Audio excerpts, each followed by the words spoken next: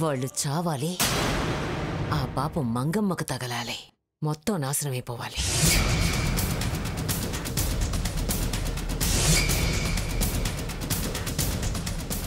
ఆగండి, ఆగండి, తినొద్దు. సీత, ఏమైంది నీకు? అక్క వద్దు, వద్దు, వదినా, ఈ అన్నాన్ని తినొద్దు, ఎవరు తినొద్దు. సీత, ఏమిటిది? నోటి దగ్గర ముద్ద నేల పాల్చేశావు. నీకేమన్నా మతి భ్రమించిందా? అమ్మమ్మ గారు, ఈ భోజనంలో విషం కలిసింది.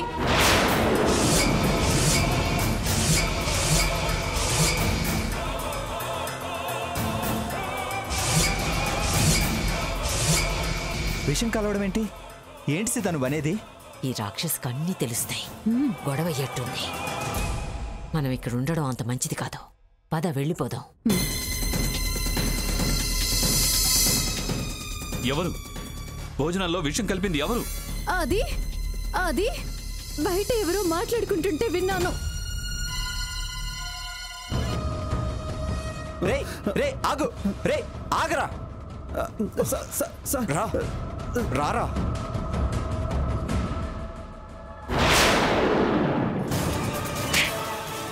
చెప్పరా, ఏం తెలియకపోతే ఎవరు ఆ విషయం కలిపింది? చెప్పు.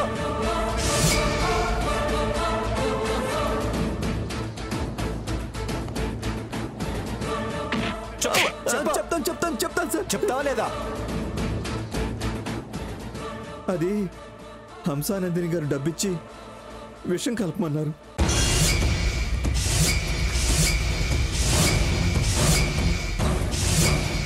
క్షమించండి అమ్మా, క్షమించండి అయ్యా, క్షమించండి అయ్యా.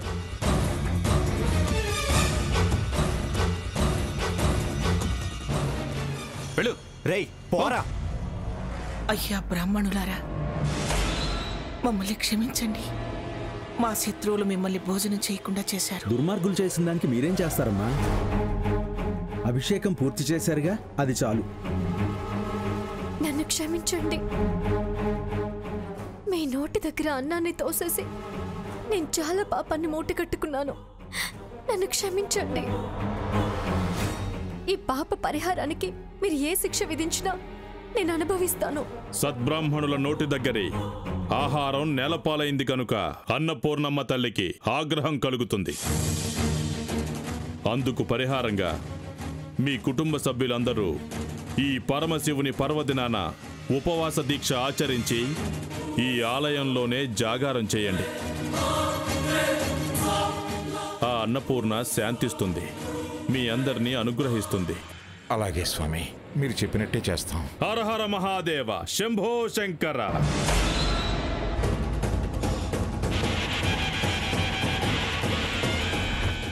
హంస, నా చేతిలో నీ చావు మూడింది.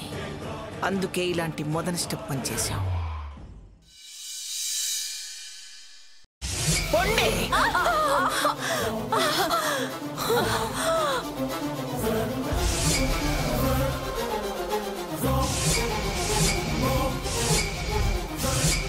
హత్యలు చేసే పాప బుద్ధి ఏమిటి మీకు?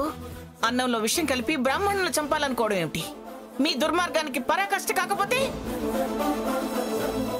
బ్రాహ్మణులను చంపాలని చూడడం ఏంటి? నంగు నచ్చినట్టుకలు మానవే. నువ్వు ఎవరికి డబ్బిచ్చి ఆ విష ప్రయోగానికి పురిగొల్పావో వాళ్లే అంత వివరంగా చెప్పారు. ఆ విషయాన్ని నా చెవులతో నేనే విన్నాను. లేకపోతే ఈ పాటికి మహాపాతకం మాకు చుట్టుకునేది. అంతా అబద్ధం.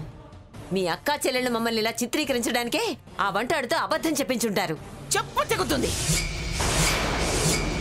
ఇంకా వాళ్ళెవరో చేశారంటావేమిటే? స్వర్ణని చంపాలని చూసిన మీరు ఎవరినైనా చంపుతారు. మంగ, ఇంకా వాళ్ళతో మాట్లాడేంటి? సిగ్గు శరం లేకుండా ఇంకా ఎందుకు ఇక్కడే చచ్చావు? రే సాకేత్, వాళ్ళని మెడబట్టి బయటకు గెంటరా? ఈ గబ్బిళాలు ఇంట్లో ఉంటే దరిద్రం. అభిషేకం చేసుకుని వచ్చాం. ఆ ఫలితం దక్కాలంటే ముందు ఈ దరిద్ర ముఖాల్ని తరిమేయండి. చూస్తారేమిట్రా? ఈ చౌతలు పారేంట్రా వాళ్ళని.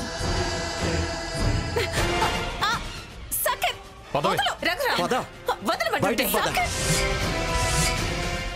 పద. సాకేత్, వదలమని చెప్పేది నీకే. రఘురామ్, బయటికి వెళ్ళు. సాకేత్, వదలు.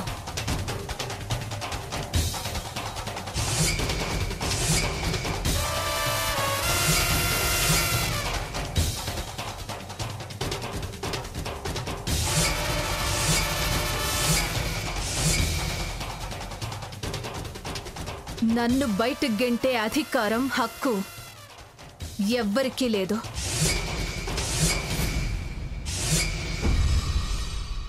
మర్యాదగా ప్రవర్తించకపోతే చాలా ట్రబుల్స్ ఫేస్ చేయాల్సి వస్తుంది. ఏంటే ట్రబుల్స్ ని ఫేస్ చేసేది? మిమ్మల్ని ఇద్దరిని అమ్మమ్మగారి దయ తలచబట్టి ట్రబుల్స్ నుంచి బయటపడి ఉండగలుగుతున్నారు. పోలీస్ కంప్లైంట్ ఇస్తే సెల్లో పడేస్తారు. ట్రబుల్స్ అంటే ఏంటో తెలిసొచ్చేలా చేస్తారు మీకు. ఏయ్, అది ముగిసిపోయిన కథ. ముగించటం మొదలవటమేంటే? పోవే ముందు అవతలికి. వెళ్ళను వెళ్ళను వెళ్ళను. మీ భర్తలకు మీకు ఎంత హక్కుందో నాకు అంతే హక్కుంది.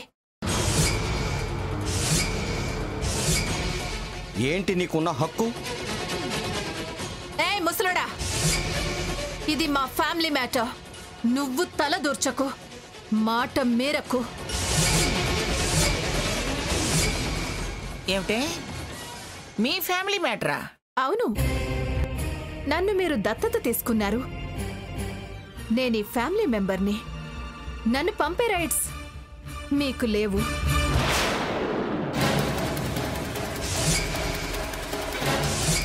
నీ కన్నవాళ్ళు వదిలేస్తే నువ్వు దిక్కులేని దానివయ్యావని దత్తత తీసుకున్నాను నేను. అది నీకు హక్కయిందా? ఎలా తీసుకున్నానో అలాగే ఆ దత్తతని రద్దు చేసే హక్కు నాకుంది. నీలాంటి తప్పుడు దానికి ఏ హక్కులు లేవు, ఏ అధికారాలు లేవు. దుర్మార్గపు గుణం ఉంటే ఎంత అయిన వాళ్ళైనా నాకు పరాయి వాళ్లతో సమానం. మనుషుల ప్రాణాలు తీసే దుర్మార్గం ఉంటే వాడు కన్నబిడ్డైనా కట్టుకున్న మొగుడైనా ఈ మంగమ్మ క్షమించదుగాక క్షమించదు. నీకున్న హక్కుల్ని అధికారాల్ని కోర్టులో తెలుసుకో. నీ దత్తతని రద్దు చేస్తున్నాను. ముందు వీళ్ళిద్దరిని నిర్దాక్షిణ్యంగా బయటికి గంటండ్రా.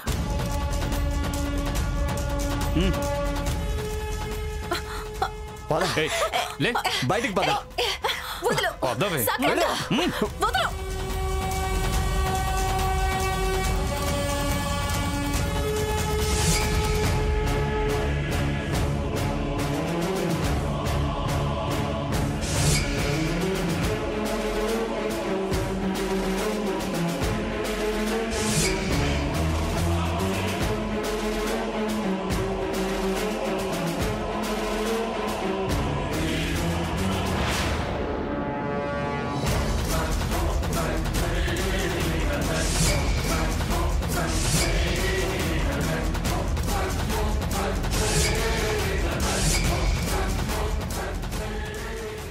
సాకేత్, ఈవేళ నన్ను ఏ చేతులు బయటకు గెంటాయో ఆ చేతులతోనే నా మెళ్ళో తాళి కట్టించుకుంటాను. ఇది నా ఛాలెంజ్. ఇంకొక్క నిమిషం ఇక్కడే నిలబడితే తాళి కాదు, నీ తాట తీస్తా. ఈ చేతులతోనే నీ గొంతు పిసికి చంపేస్తా. ఈ చేతులతోనే నీకు చితి పేర్చి నిన్ను కాల్చి బూడిద చేస్తా. ఈ చేతులతోనే నీ చితాభస్మ గంగలో కలుపుతా. ఈ చేతులతోనే. బావా, దాంతో నీకెందుకు బావా? పద లోపలికి.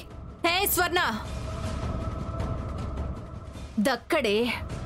సాకేత్ నీకు దక్కడు, ఎప్పటికీ దక్కడు. శాశ్వతంగా నా వాణ్ణి చేసుకుని తీరుతా, అది నిజం. కానిపోని ప్రతిజ్ఞలు చేయకు.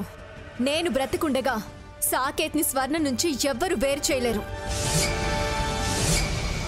నువ్వు బాగి ప్రాణాల మీదకి తెచ్చుకోవద్దు. వెళ్ళో. పదండి లోపలికి వెళ్దాం. మంగమ్మా, నీ కుటుంబాన్ని సర్వనాశనం చేయకుండా నేను నిద్రపోను. పద హంస.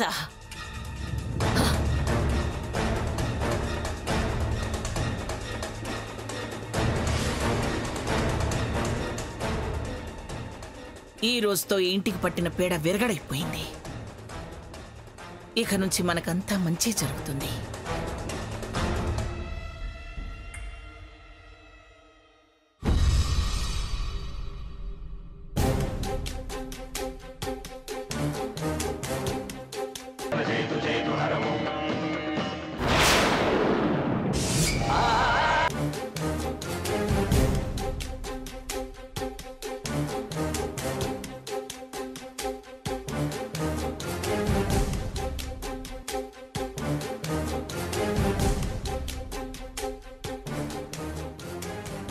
సీత, సీత,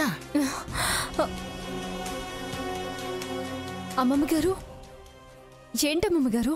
ఏమిటి సీత, నీ మనసు ఎక్కడుంది? దేని గురించి అంతలా ఆలోచిస్తున్నావు? ఆలోచన అదేం లేదమ్మమ్మ గారు. నా పిలుపుకి అంతలా ఉలిక్కిపడి ఆలోచన ఏం లేదని అబద్ధం చెప్తావేమిటి? నువ్వు లేదన్నా కాదన్నా నీ మనసు ఆలోచనలో ఉందని నీ ముఖం స్పష్టంగా చెప్తుంది. చెప్పు, దేని గురించి అంత ఆలోచన? అయ్యో, అలాంటిదేం లేదమ్మమ్మ గారు. లేదు, నువ్వేదో దాస్తున్నావు. చెప్పు. చెప్పొచ్చు కదమ్మా సీత, అంత చెప్పకూడని విషయమా? చెప్పు సీత, ఆలోచన దేని గురించో చెప్తే మేము ఏదైనా చేయగలిగితే చేస్తాం కదా.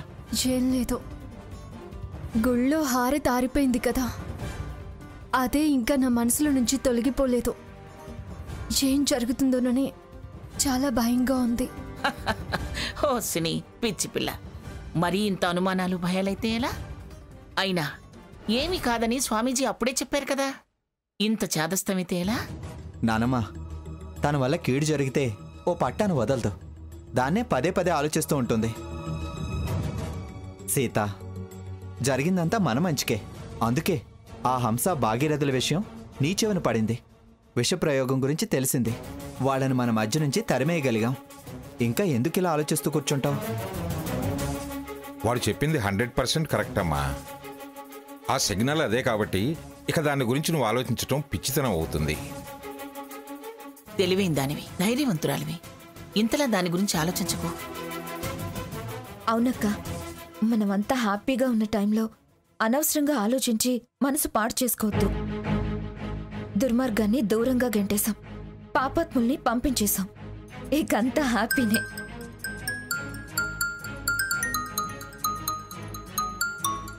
ఎవరిది నంబర్? హలో అని రాదంట్రా, ఎవరో తెలుస్తుంది. హలో. హాయ్ డియర్, నేనే. నంబర్ మారిందంతే. అది కూడా నీ కన్వీనియంట్ కోసమే మార్చా. నేనస్సలు మారలేదు, మారను. ఎప్పటికైనా హంస సాకేత్ కావాల్సిందే, సాకేత్కి దక్కాల్సిందే. ఎవర్రా? ఏదో రాంగ్ నంబర్ లేగ్రాని. సరే సరే, వెళ్ళి పడుకోండి.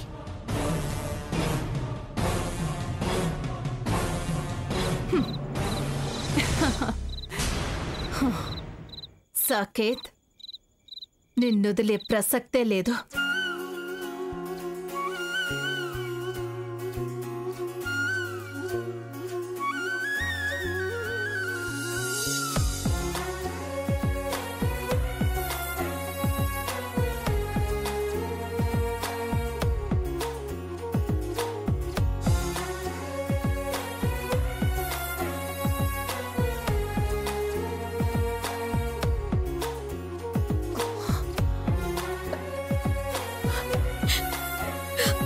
సారీ బావా. ఏంటిది? ఎందుకిప్పుడు సారీలు? మొన్నే చెప్దాం అనుకున్నాను, కానీ ఇంతలో బావ ప్రమాదంలో పడ్డా. అందరూ టెన్షన్లో ఉండటం వల్ల కుదరలేదు. మీ అందరినీ చాలాసార్లు చాలా రకాలుగా బాధ పెట్టాను. అందుకే సారీ అంటున్నాను బావా. ఇంక జన్మలో అలాంటి పనులు పొరపాట్లు చేయను బావా. అన్నయ్యకి బ్లడ్ డొనేట్ చేసి నువ్వు చేసిన తప్పులన్నింటినీ మాఫీ చేయించుకున్నావు. మంచి అభిప్రాయం అందరికీ నీ మీద కలిగేలా చేసుకున్నావు. ఇలాగే కంటిన్యూ అవ్వు. మన మధ్య కాదు, ఇంకెవ్వరితోనూ నీకు ఏ వివాదం రాదు. మనం అందరం సుఖంగా సంతోషంగా బతకొచ్చు. మృత్యు కూడా మనల్ని వేరు చేయలేకపోయిందంటే మనమంటే ఒకరి మీద ఒకరికి మనకే తెలియనంత ప్రేమ ఉంది బావా. నేను తప్పు చేశానని నువ్వు రియాక్ట్ అయ్యావే, కానీ నీకు నా మీద ఎంత ప్రేమ ఉందో నేను చనిపోయానని తెలిసాక నువ్వు పడ్డ బాధే చెప్పింది బావా. సరే, ఇక జరిగిపోయినవి గుర్తు చేసుకోవద్దు. మౌనత్ భవిష్యత్తు కోసం ఆలోచిస్తూ ఆనందంగా గడిపేద్దాం. సరే బావా. నేను వెళ్ళి ఫ్రెష్ అప్ అయి వస్తాను.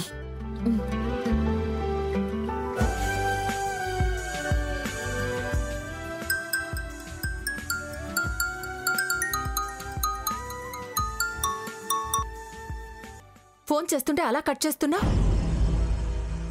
ఎందుకు ఫోన్ చేస్తున్నావని కూడా అడగవా? చూడు సాకేత్, నువ్వు ఫోన్ కట్ చేయగలవేమో కానీ నన్ను నీ లైఫ్ నుంచి కట్ చేయలేవు. నోరు ముయ్యవే పాపిష్టిదానా. ప్రాణాలు తీసే బుద్ధి మార్చుకో. ఎవడో ఒకడు దొరుకుతాడు. భార్యాభర్తల మధ్య ఏంటి ఇంకా నీ పోరు? నా బావ తప్ప నీకింకెవరు దొరకలేదా? మమ్మల్ని సుఖంగా బ్రతకనివ్వవే. ఇలాగే డిస్టర్బ్ చేస్తే అడ్రస్ లేకుండా చేస్తా. భార్యాభర్తలంటే పాలు నీళ్ళలా కలిసిపోయేవాళ్ళు, అది గుర్తుంచుకో. విషపు గుణాలున్న నువ్వు పాల లాంటి బావతో కలవలేవు. కలలు మాని గంతుకు తగ్గ బొంతలా ఎవరినో ఒకరిని చూసుకో. హలో, ఏంటే తెగ విర్రవీగుతున్నావు? కాస్తలో మిస్ అయింది, లేకపోతే సాకేత్తో కాపురం మొదలు పెట్టేదాన్ని. అవును, ఇందాకేమన్నావు? పాలు నీళ్లలా కలిసిపోయేవాళ్లు భార్యాభర్తలా? నేనెవర్ని? హంసని. కలిసిపోయిన పాలని నీళ్లని నేను వేరు చేయగలననే విషయం మర్చిపోయావా? పిచ్చి పిచ్చి ప్రయత్నాలు చేస్తే పైకి పోతావు, జాగ్రత్త. అది మీ వల్ల కాదు. ఇక నుండి కౌంట్ డౌన్. విశ్వరూపం చూపిస్తా, కాచుకో. దీని రోగం గట్టిగా కుదుర్చాలి.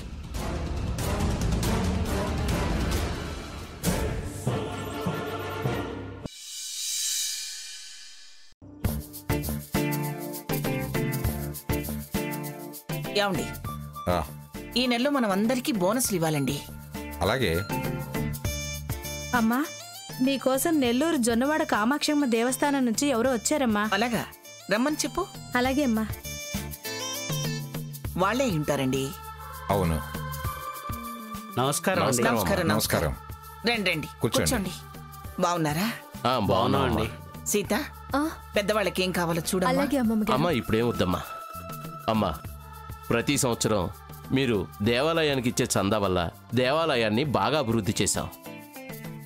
మీ పేరు మీద కళ్యాణ మండపం కూడా కట్టించాం. చాలా సంతోషం అండి. అమ్మా, ప్రతి సంవత్సరం మీ పెళ్లి రోజున అర్చన చేసి అమ్మవారి కుంకుమ పంపిస్తున్నాం. మీకు అందుతుందా అమ్మా? క్రమం తప్పకుండా. రోజు ఉదయాన్నే ఆ కుంకుమనే నేను అలంకరించుకుంటాను. రేపొచ్చే పెళ్లి రోజు మీకు 60వ పెళ్లి రోజు. ప్రత్యేక పూజలు ఏమైనా చేయించాలని అడగటానికి వచ్చాం. అడిగేదేముంది, ఘనంగా చేయించటమే. తమరేమన్నా కోరుకున్నారేమోనని. ప్రత్యేకంగా కోరికలేమీ లేవండి. ఏదైనా మా కుటుంబం యోగక్షేమం గురించేగా. సిద్ధాంతి గారిని అడిగి జరిపించండి. అలాగే అన్నదానాలు చేయించండి. అలాగే అమ్మా. ఏమండి, ఎంత రాయమంటావు మంగా? 1,00,000 రూపాయలు రాయండి. అలాగే. గ్రానీ, ఇది మీ 60వ పెళ్లి రోజు. షష్ఠి పూర్తి మహోత్సవం జరపాలి.